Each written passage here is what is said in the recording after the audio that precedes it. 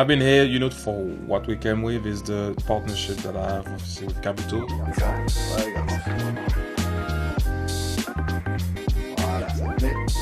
But that's why we're here for, you know, for the campaign, and make sure we take some nice pictures, some nice images of me pushing and walking with it.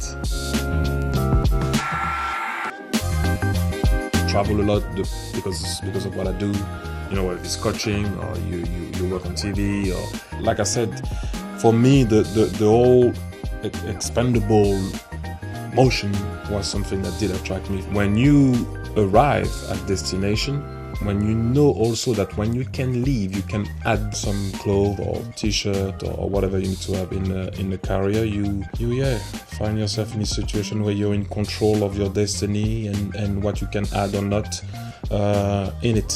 So that was very important for me to know that I could be part of that.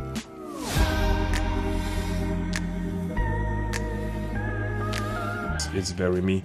Black on black on black with a bit of red. Whenever someone asks me to put like a bit of a color in something, just it has to be a little thing. By the way, I always go with that red.